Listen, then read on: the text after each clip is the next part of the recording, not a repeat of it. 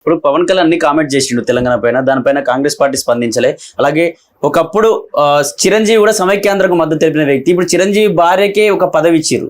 ఎట్లా చూసారు నిజం? అంటే కావాలని కుట్ర జరుగుతుందో తెలంగాణ పైన? తెలంగాణ పైన కావాలని కాదు, రేవంత్ రెడ్డి గారు వాళ్ళ గురువుకు గురు దక్షిణగా ఇస్తున్నాడు. గురువుకు వాళ్ళ రేవంత్ రెడ్డి గారు గురువు అయినటువంటి చంద్రబాబు నాయుడు గారికి అన్ని కూడా గురు దక్షిణగా ఇస్తున్నాడు. చంద్రబాబు నాయుడుతో కలిసిన వాళ్లకు కాంట్రాక్ట్లు ఇవ్వడం, చంద్రబాబు నాయుడుతో కలిసిన ఉన్న వాళ్లకు తెలంగాణ బడ్జెట్ ని అప్పచెప్పడం, తెలంగాణలో ఉన్నటువంటి నీళ్లను వాళ్ళని దాసోహం చేయడం, కృష్ణా నీళ్లను నీ ఇష్టం ఎత్తుకోపోమని చెప్పడం, బనకచెర్ల ప్రాజెక్టుకు తుంగభద్ర నీళ్లను ఎత్తుకోపోమని చెప్పడం, ఇట్లా ఏ రంగం తీసుకున్నా తెలంగాణకు శరఘాతంగా రేవంత్ రెడ్డి గారు మారిండు. తెలంగాణ పాలిట శనిగా రేవంత్ రెడ్డి గారు మారిండు.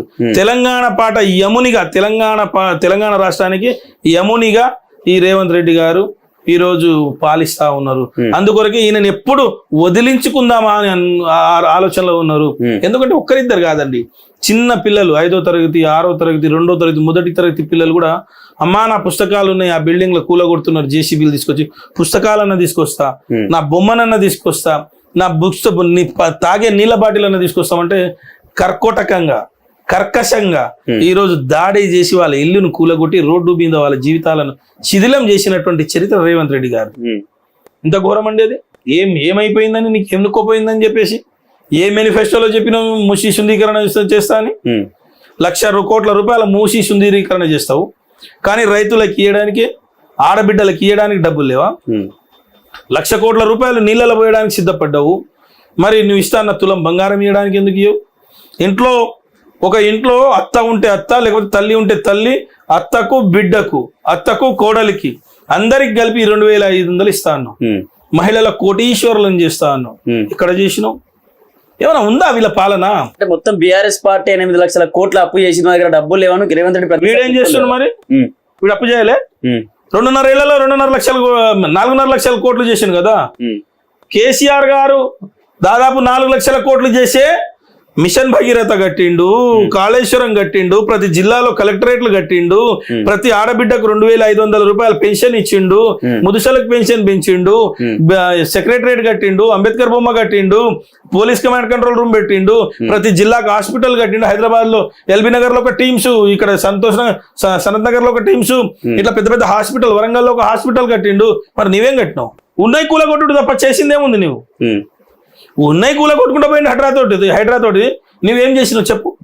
4.5 లక్షల కోట్లు ఎక్కడ పోయినాయి?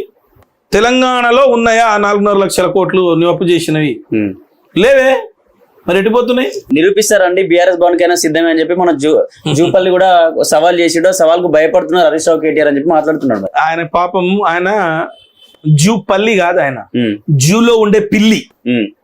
ఆయన జూపల్లి అయిన ఉంటేనేమో దమ్మున్న మొగోడు అయితేనే వస్తుండే, దమ్మున్న మొగోడు అయితే టిఆర్ఎస్ పార్టీ ఆఫీస్కి వస్తుండే, లేకపోతే చేతగాని సన్నాసి అయితే ఆయన ఇంకొక దగ్గర పారిపోయి దాక్కొని ఉన్న పిల్లిలాగా దాక్కొని ఉన్నా అని చెప్పేసి ఇక్కడ ఏదో ఎక్కడ ఉన్నాడో మా వాళ్ళు పులిలాగా వస్తుంటే బంధించిండు.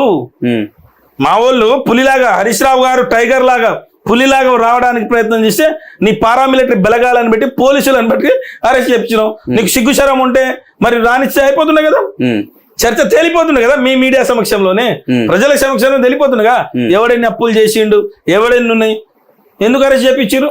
మళ్ళీ నెక్స్ట్ డే అంటాడు లేదు నాకు తెలియదు అరెస్ట్ చేసింది. మరి మంత్రిగా ఉన్నావా, పీకనికి ఉన్నావు? నువ్వు దేని కొరకు ఉన్నావు మంత్రిగా? దేని కొరకు ఉన్నావు నువ్వు? నీకు అరెస్ట్ అయ్యింది తెలియదు, రాష్ట్రంలో శాంతి భద్రతలు ఏమైతున్నాయో తెలియదు, అరెస్ట్ అయింది కూడా తెలియదు అని అంటున్నావు. నువ్వు అరెస్ట్ చేపించిందే నువ్వు అంటే నువ్వు చెప్పందే పోలీసు వాళ్ళు అరెస్ట్ చేసేసిరా? మరి నీకు దమ్మున్న మొగోడివి అయితే, నువ్వు నిజంగా జూపల్లివే అయితే, నిజంగా నువ్వు పాలమూరు రక్తమే నీ దాంట్లో ఉండుంటే, నువ్వు కొల్లాపూర్ బిడ్డవే నిజంగా ఉండి ఉంటే, మరి నేను టిఆర్ఎస్ భవన్ కే వస్తాను ఎందుకు చేతగానే సవాల్ విసిరడం, తోక ముడవడం ఎందుకు? మళ్ళా పోనీ మా వాళ్ళు పులులాగా వస్తామంటే మా పులులకు ఎందుకు రానియాలి నువ్వు? వీళ్ళంతా ఆడింది డ్రామా. కాంగ్రెస్ నాయకులు మా వాళ్ళని అందరిని అరెస్ట్ చేయించారు, బయటికి పంపించారు పోలీస్ స్టేషన్ లో. పోనీ కాంచన్బాగ్ పోలీస్ స్టేషన్ లో ఏం చేసిరు? రా నువ్వు వీడికన్నా పోలీస్ సమక్షంలోనే ఉందామని చెప్పేసి హరీష్ రావు గారు ఏం చేసిండ్రు, మంచిగా ఆయన కుర్చీ చేసి కూర్చోబెట్టి ఆడ కూర్చున్నాడు. మన ఆడికైనా రావాలన్నా పోలీస్ స్టేషన్ లో?